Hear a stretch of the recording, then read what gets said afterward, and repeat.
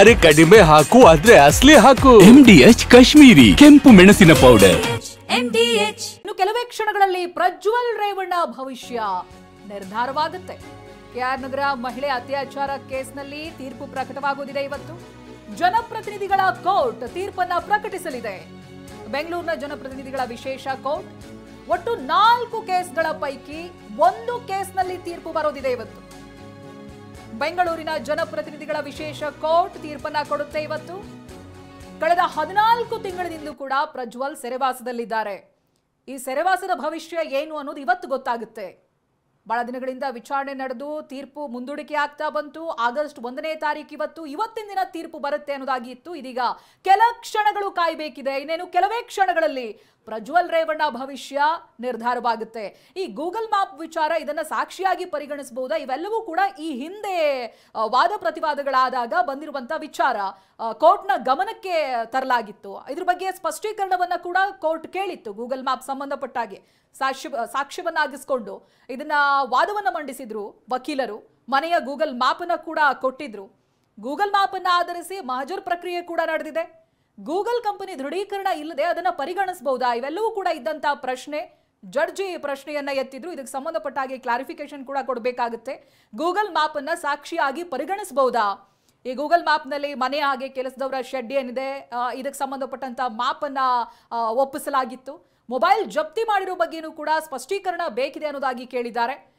Samsung J4 mobile ಅನ್ನ ವಶಕ್ಕೆ ಪಡೆದಿದ್ದಾರೆ. ಸೊ ಈ ಜಪ್ತಿಗೆ ಸಂಬಂಧಪಟ್ಟಾಗಿನೂ ಕೂಡ ಸ್ಪಷ್ಟೀಕರಣ ಬೇಕು. ಜೊತೆಗೆ ಗೂಗಲ್ ಮ್ಯಾಪ್ ಅನ್ನ ಏನ್ ಪ್ರೊಡ್ಯೂಸ್ ಮಾಡಿದ್ದಾರೆ ಇವೆಲ್ಲವನ್ನೂ ಕೂಡ ಸಾಕ್ಷಿಯಾಗಿ ಪರಿಗಣಿಸಬಹುದಾ ಅನ್ನೋದಾಗಿ ಪ್ರಶ್ನೆಯನ್ನ ಕೋರ್ಟ್ ಎತ್ತಿತ್ತು. ಬಟ್ ಇವತ್ತು ಏನಾಗುತ್ತೆ? ಇಷ್ಟು ದಿನಗಳವರೆಗೂ ಕೂಡ ಸೆರೆವಾಸದಲ್ಲೇ ಇದ್ರು ಪ್ರಜ್ವಲ್. ಇವತ್ತಿನ ದಿನ ತೀರ್ಪೇನಾಗುತ್ತೆ ಅನ್ನೋದು ಇರುವಂತ ಕುತೂಹಲ. ಇನ್ನು ಕೋರ್ಟ್ಗೆ ಮಾಜಿ ಸಂಸದ ಪ್ರಜ್ವಲ್ ರೇವಣ್ಣ ಹಾಜರು. ಪ್ರಜ್ವಲ್ ರೇವಣ್ಣರನ್ನ ಹಾಜರುಪಡಿಸಿದ್ದಾರೆ ಪೊಲೀಸರು. ಇವತ್ತು ಅತ್ಯಂತ ಮಹತ್ವದ ದಿನ ಪ್ರಜ್ವಲ್ ರೇವಣ್ಣ ಪಾಲಿಗೆ. ಕೆಲವೇ ಕ್ಷಣಗಳಲ್ಲಿ ಕೋರ್ಟ್ನಿಂದ ತೀರ್ಪು ಕೂಡ ಪ್ರಕಟ ಆಗುತ್ತೆ. ಕೆಆರ್ ನಗರ ಮಹಿಳೆ ಅತ್ಯಾಚಾರ ಪ್ರಕರಣದಲ್ಲಿ ಪ್ರಜ್ವಲ್ ರೇವಣ್ಣಗೆ ರಿಲೀಫ್ ಸಿಗುತ್ತಾ ಅಥವಾ ಕತ್ತಲೆ ಕೋಣೆಯಲ್ಲೇ ಕಾಲವನ್ನ ಕಳಿಬೇಕಾದಂತಹ ಪರಿಸ್ಥಿತಿ ನಿರ್ಮಾಣವಾಗುತ್ತಾ ಅನ್ನೋ ಪ್ರಶ್ನೆಗೆ ಇವತ್ತು ಉತ್ತರ ಸಿಗುತ್ತೆ. ಪ್ರಬಲವಾಗಿ ವಾದ ಪ್ರತಿವಾದ ಎಲ್ಲವೂ ಕೂಡ ಆಗಿದೆ.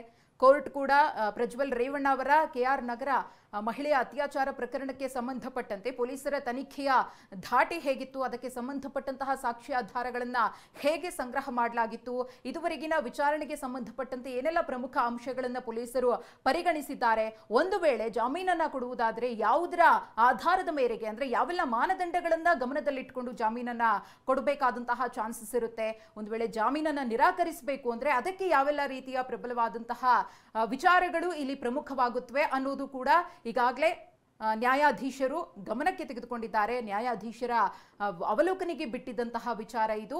ಏನ್ ತೀರ್ಪನ್ನ ಕೊಡ್ತಾರೆ ಅನ್ನೋದನ್ನ ಕಾದ್ ನೋಡ್ಬೇಕಿದೆ. ಆದ್ರೆ ಪ್ರಜ್ವಲ್ ರೇವಣ್ಣಗೆ 14 ತಿಂಗಳ ವನವಾಸದಿಂದ ಆಚೆ ಬರಬೇಕು ಅಂದ್ರೆ ಇವತ್ತು D-Day ಅಂದ್ರೆ ಡಿಸೈಡಿಂಗ್ ಡೇ ಅಂದ್ರೆ ನಿಜಕ್ಕೂ ಕೂಡ ತಪ್ಪಾಗ್ಲಿಕ್ಕಿಲ್ಲ. ಒಂದು ಕಡೆ ಅವರನ್ನ ಈಗಾಗಲೇ ಕೋರ್ಟ್ಗೆ ಕರೆತಂದಿದ್ದಾರೆ. ಪ್ರಜ್ವಲ್ ರೇವಣ್ಣ ಅವರನ್ನ ಪೊಲೀಸರು ಹಾಜರುಪಡಿಸಿದ್ದಾರೆ. ಸಾವಿರಾರು ಈ ಮಹಿಳೆಯರ ವಿಚಾರಕ್ಕೆ ಸಂಬಂಧಪಟ್ಟಂತೆ ಪ್ರಜ್ವಲ್ ರೇವಣ್ಣ ಎದುರಿಸಿದ್ದು ಒಂದೆರಡು ಆರೋಪಗಳಲ್ಲ. ಅದಕ್ಕೆ ಸಂಬಂಧಪಟ್ಟಂತೆ ಒಂದಷ್ಟು ವಿಡಿಯೋಗಳಿರಬಹುದು, ಸಾಕ್ಷ್ಯಗಳಿರಬಹುದು, ಅವರನ್ನ ಬಂಧಿಸಿ ವಿದೇಶದಿಂದ ಕರೆದುಕೊಂಡಂತಹ ಪ್ರಕ್ರಿಯೆ ಇರಬಹುದು, ಅದಾದ್ಮೇಲೆ ಅವರನ್ನ ವಿಚಾರಣೆಗೆ ಒಳಪಡಿಸಿದ್ದಿರಬಹುದು, ಈ ಮಹಿಳೆಯ ಮೇಲೆ ಅತ್ಯಾಚಾರ ಆಗಿದೆ ಅಂತ ಹೇಳಿ ಆರೋಪ ಮಾಡಾದ್ಮೇಲೆ ಸ್ಥಳ ಮಹಜರನ್ನ ನಡೆಸಿದಂತಹ ಪ್ರಕ್ರಿಯೆಗಳಿರಬಹುದು, ಒಂದಷ್ಟು ಮಂದಿಯನ್ನ ಸಂಬಂಧಿತ ವ್ಯಕ್ತಿಗಳನ್ನ ವಿಚಾರಣೆಗೆ ಒಳಪಡಿಸಿ ಮಾಹಿತಿಗಳನ್ನ ಕಲೆ ಹಾಕಿದ್ದಿರಬಹುದು. ಇದೆಲ್ಲವೂ ಕೂಡ ವಾದದ ಸಂದರ್ಭದಲ್ಲಿ ಆಗಿದೆ. ಒಂದು ಕಡೆ ಪ್ರಜ್ವಲ್ ರೇವಣ್ಣ ಪರ ವಕೀಲರು ಕೂಡ ವಾದ ಮಂಡಿಸಿರ್ತಾರೆ, ಅದಕ್ಕೆ ಅಪೋಸ್ ಕೂಡ ಇದ್ದೇ ಇರುತ್ತೆ. ಯಾಕೆ ಪ್ರಜ್ವಲ್ ರೇವಣ್ಣ ಅವರಿಗೆ ಬೇಲನ್ನ ಕೊಡಬಾರದು ಅಂತ ಹೇಳಿ. ಹಾಗಾಗಿ ಎಲ್ಲ ಅಂಶಗಳನ್ನ ಗಮನಿಸಿ ನ್ಯಾಯಾಧೀಶರು ಇವತ್ತು ಒಂದು ನಿರ್ಧಾರವನ್ನ ತೆಗೆದುಕೊಂಡಿದ್ದಾರೆ. ನ್ಯಾಯಾಧೀಶರ ಆ ನಿರ್ಧಾರ ಏನ್ ಆಗಿರುತ್ತೆ ಅನ್ನೋದು ಇನ್ನೇನು ಕೆಲವೇ ಕ್ಷಣಗಳಲ್ಲಿ ಗೊತ್ತಾಗುತ್ತೆ.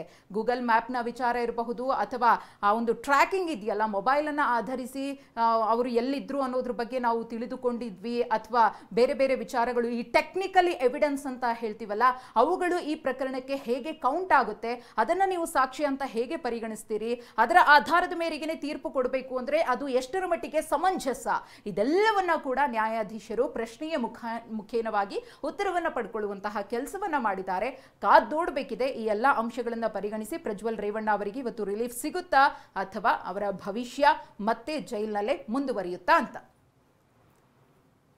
ಸುಮಾರು 1 ವರ್ಷ 2 ತಿಂಗಳು 14 ತಿಂಗಳು ಅಂತ ಹೇಳಿದ್ರೆ 1 ವರ್ಷಕ್ಕೂ ಅಧಿಕ ಸೆರೆವಾಸವನ್ನು ಅನುಭವಿಸಿದ್ದಾರೆ. ಇದೀಗ ನೀವು ದೃಶ್ಯದಲ್ಲಿ ಗಮನಿಸ್ತಾ ಇದಿರಲ್ಲ ಇದು ಕೋರ್ಟ್ಗೆ ಮಾಜಿ ಸಂಸದ ಪ್ರಜ್ವಲ್ ರೇವಣ್ಣ ಹಾಜರಾದಂಥ ಸಂದರ್ಭದ ದೃಶ್ಯಗಳು.